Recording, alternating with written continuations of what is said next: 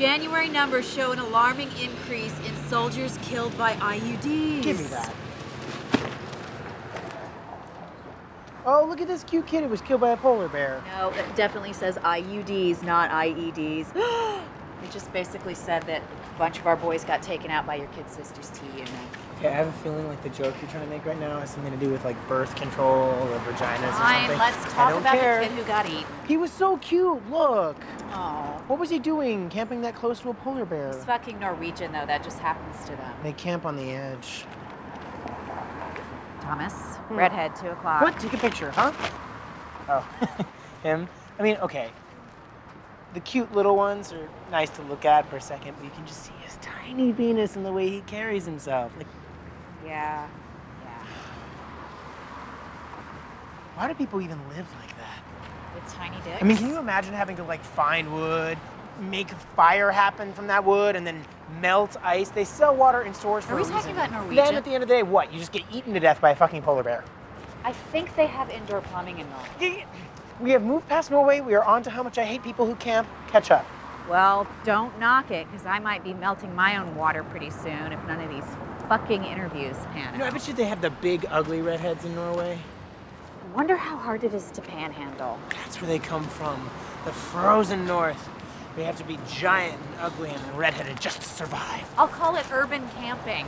Crackheads are slightly less scary than polar bears. Massive penises. I wonder if Peter's horrible girlfriend would barter for the rent.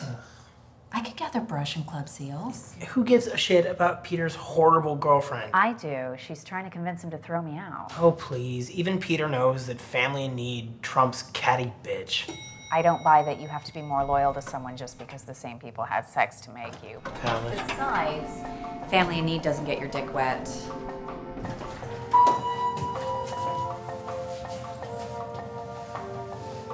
But there's no way that anybody that stupid could possibly give good enough head to make him kick out his own fucking sister. She doesn't even live there. Only technically. I have a theory that she moved in against his will months ago and he just hasn't noticed. That's really sneaky. What if she's an evil genius? She says that it's a pain to go back to her place because the restaurant is right downstairs from Peter's, but I'm pretty sure she hasn't been home once since I've been staying there, which is pretty hypocritical if you ask me. Evil geniuses give better head than anyone. How do you know that? Like, I would murder my sister if I could get a rim job from Lex Luthor out of it. That is the nerdiest thing I've ever heard you say. Thought about not saying it. How do you even know who that is? Thought about messing it up on purpose, so it sort of came off as cute but inept. How do I even know who that is? Like I was lovably comfortable with being seen as a nerd, but then not actually a nerd. You were gonna say the bald guy from Smallville, weren't you? No, if I thought of that, I would have said it. You know, all I could think of was bald Kevin Spacey. Oh, okay. I can see why you went in the other direction. Do not want Spacey tongue in my ass. Fuck it, I'll take what I can get. Kevin Spacey. Hi, I have a 2:30 appointment with... Dun dun.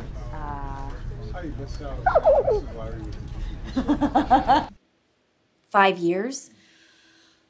Well, I think my main priority right now is stability. Like I said, I just moved to Seattle, and to be honest, I am not a fan of drastic change. So I would really love to be able to just concentrate my efforts in one area, you know, and to just really know that I'm valued and that I can count on my position. And you see that happening as an administrative assistant with us.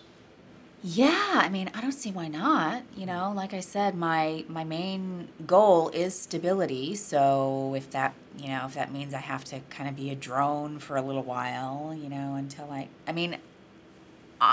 I'm a writer, not a stenographer. So, I mean, I totally see myself being here until I can find something better.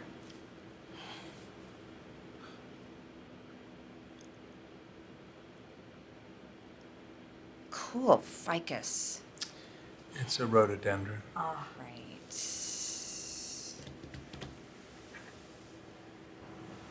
That way, out.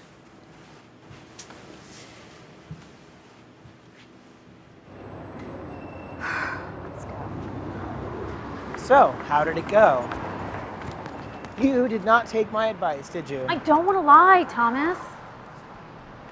So I figured out why my dad wasn't returning any of those emails about Tony's boss. Because he's a homophobic twat with no solar conscience? Actually, in this case, it turns out that his office spam filter catches the word fucking automatically.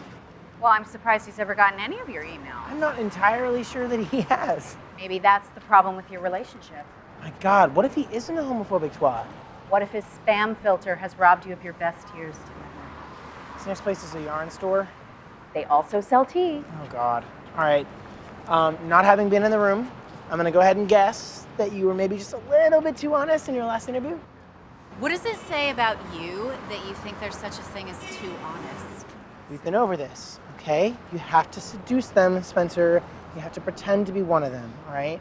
Now, give me your best Oprah Watcher voice. Thomas, this is stupid. Come on. She doesn't even have a show anymore. You know No what one I cares. mean, all right?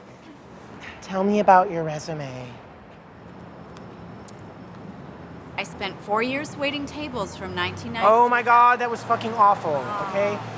Yarn is for people who shit potpourri. You need to tell this story like it happened to one of those babies dressed up like a tulip. You're being an asshole. Just let me do my thing. Your thing sucks! Thomas, I don't want to lie to get a job. I don't want to get a job under false pretense. Okay, look, if nobody lied in their job interviews, we would have 100% unemployment. 100%. We would have to go back to filling positions based on who killed the competition with sticks. Please, please take this seriously. I am. I am. Look, I know this is hard for you, all right? I do. I flew my ass all the way up here from LA to help you get through this. I wore a blue work shirt in solidarity. It's true you did. Okay, this is me here for you. Okay? Thank you. But this is your last interview, and I just really feel like, could you at least ask them if they swatch? The amazing thing about that environment is that you really get to see the inner beauty in people when you're working side by side with them every day like that. And television writing is such a communal, creative experience that you become like one organism. And that's the kind of environment I'm looking for. Right. And your supervisor there, Maxwell Erickson. See, I don't have a number for him. Can I call? He's not there anymore. Oh, is there someone else I can speak to? Nobody that knew me. Well, Yeah. you know, I'm gonna have to speak with a reference, Miss Bergman. So, is there another number where I could reach Mr. Erickson? That's probably not a good idea. Well, can you explain that? He fired me, okay? Well, I'm gonna have to ask you why. I cheated on him Okay. at work. Okay.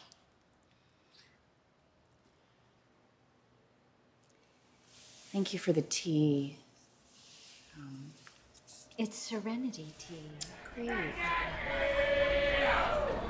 Everyone for Yoko! Everyone for Yoko!